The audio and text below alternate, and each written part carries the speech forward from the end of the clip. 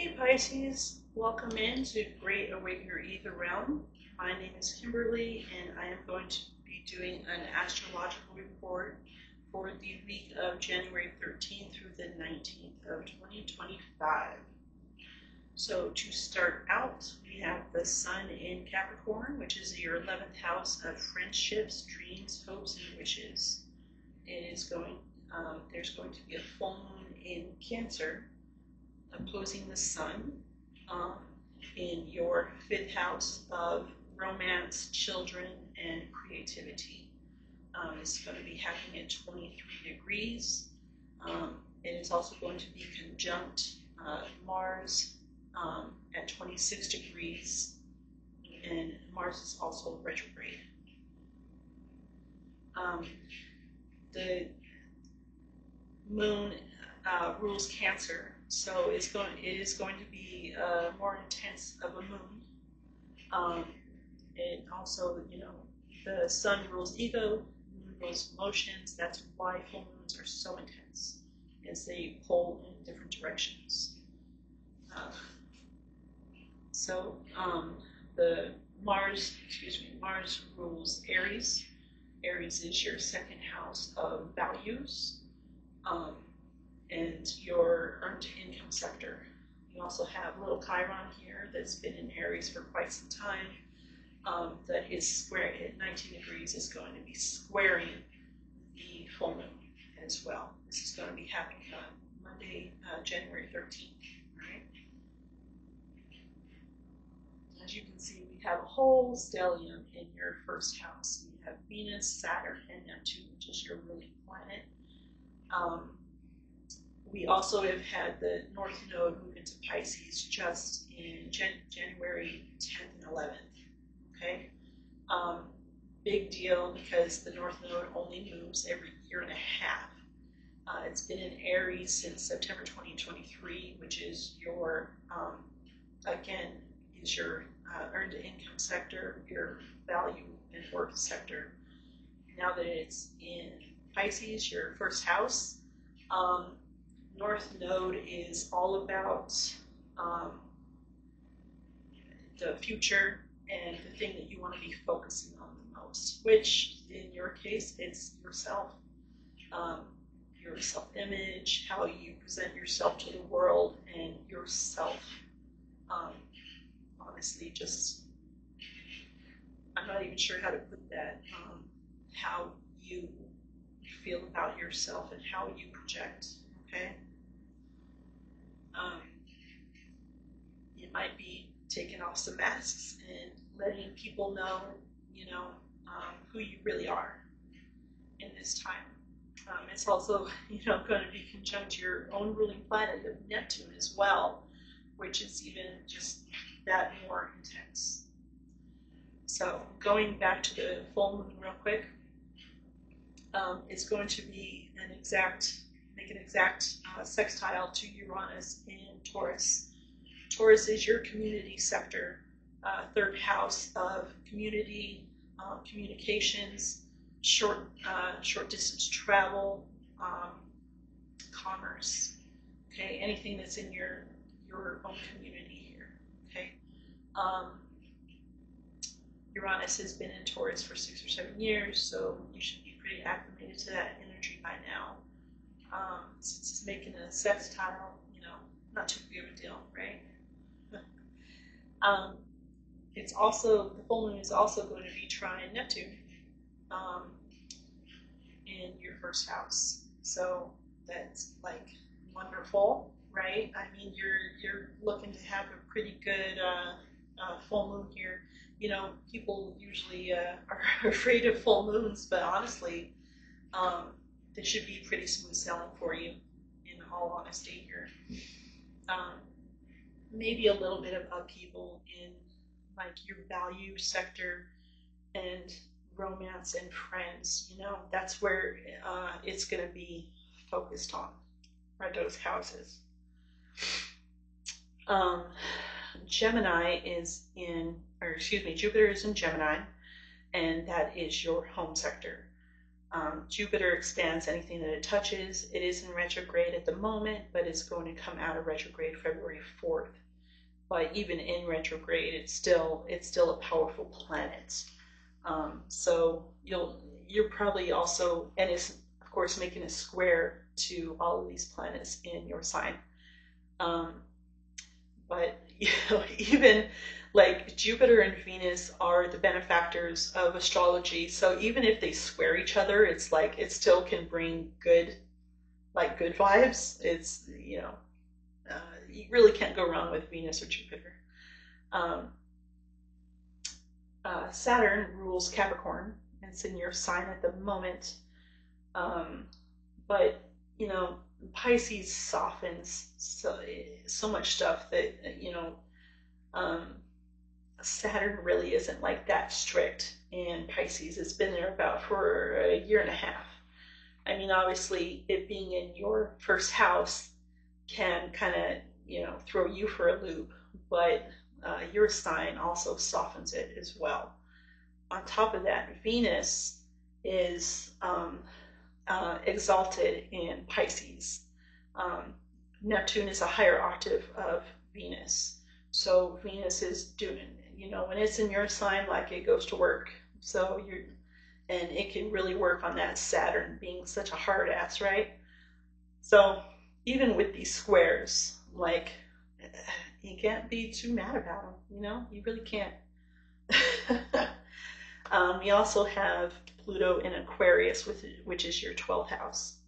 Again, Pluto has been going back and forth between Capricorn and Aquarius for the last 2 years. It finally has made a permanent stay November 19th, and is going to be in there for 19 years.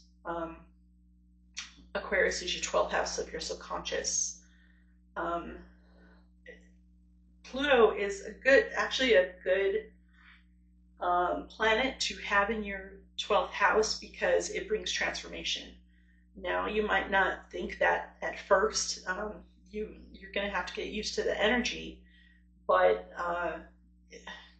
transformation in your 12th house and your subconscious house is actually a really good thing when you're looking at it at the long term. Okay. So moving on to this week, the moon is going to then move into Leo, which is your work house, your 6th house.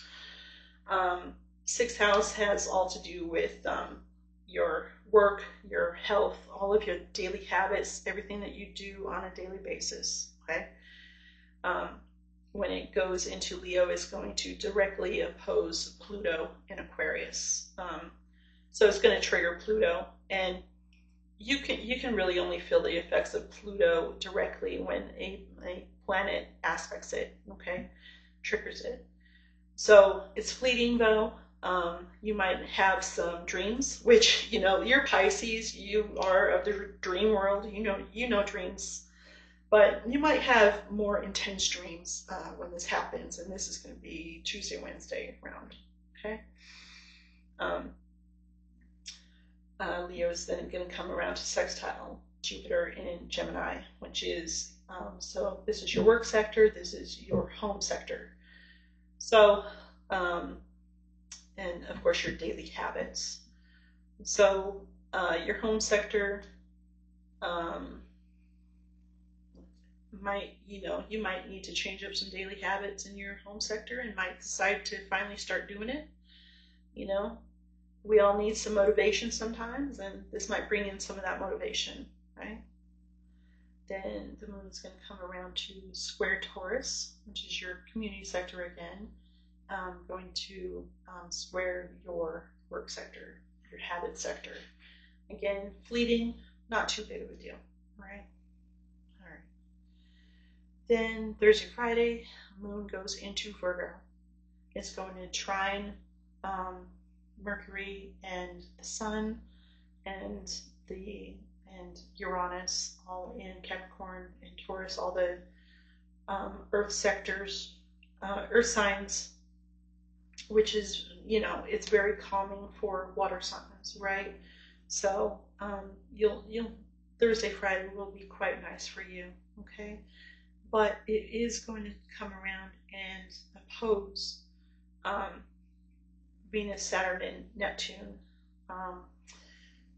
But honestly, the oppositions really aren't going to be that bad because of Venus being in there. And, Venus and Neptune are such laid back planets. It's, you really can't get much of a rise out of them. So then we move on to the moon conjuncting the south node and opposing the north node, okay? So south node is all about the past, north node is about the future. I kind of went already on about this, but when the moon hits your south node is all about getting rid of that which doesn't serve any longer, okay? So Virgo is your 7th house of partnerships, whether romantic or business partnerships, okay? It's also your enemies. So you're going to be in probably around Friday, you're going to be kind of thinking to yourself, what do I need to get rid of? But for the next year and a half, you're probably going to be thinking that on a subconscious level. What do I need to get rid of out of my partnerships? What is holding me back? What is holding me down? Okay, that's the best way to look at it. And then, of course, your north node, you're going to want to be thinking all about you. I'm pretty sure I went over all that part. The weekend, the moon moves into Libra, okay, where it immediately trines Pluto in Aquarius and then makes a trine to Jupiter in Gemini, okay? These are your private sectors, okay? 4th house, 8th house, and 12th house are all your private sectors. The things that you don't show people out in the world, really. They're very private, okay? So you might be, Libra is your 8th house of transformation, sex, death, rebirth, transformation, and other people's money, taxes and debts, okay? So this weekend, you might be feeling, like you want to spend some time on your own, which isn't a bad thing. And then the moon is going to come around and square that 23 degrees that we had with the full moon, okay? So full moons are all about illuminating things, bringing light to situations that were hidden, and closure, okay? So that's what happens here. When we go into Cancer, it's more than likely it's going to have something to do with your 5th house. Romance, children, creativity, okay? And then it's going to come around this weekend and make a quarter moon, and it's going to square where the sun was, where this whole axis was, all right? This is about acceptance. So you are going to want to have a lot of privacy this weekend, so you can decide what your values are, really. Your Aries is all about values. Chiron is about healing. And, your 5th house, what you need to heal is most likely having to do with this sector, okay? So this is about the acceptance of it. This is, when it comes around here, it's about making a decision. By the time it gets over to here, this is about following through on this decision, making plans, and starting to take action about whatever happened right here on Monday, all right? We do have a new moon in Aquarius on the 27th, which is, again, in your 12th house sector. So this, right now, and of course the sun is going to be in there as well. So you're going to have the sun and the moon and Pluto with that new moon. So this is a time of reflection and rest and healing for you. Okay? I believe that's all I have for you. Okay? Especially with Aries going retrograde as well. It kind of dampens the desires and the passion, the intensity. All right? And then when this goes, when Mars goes forward in February 23rd, you might start taking some action, especially since the sun will then be in Pisces. Okay, but anyway, this is just supposed to be for the week of 13th through 19th, so we'll get into that in later reads. Okay, so if you like this read and you want to continue to watch, you're more than welcome to subscribe. I do offer personal readings with astrology and tarot. I also offer a lot of other healing modalities. If you would like to check out my website, you're more than welcome to, of course. Until then, I hope that you have a really great week. Yeah. I will see you later, Pisces. Bye. Thank you.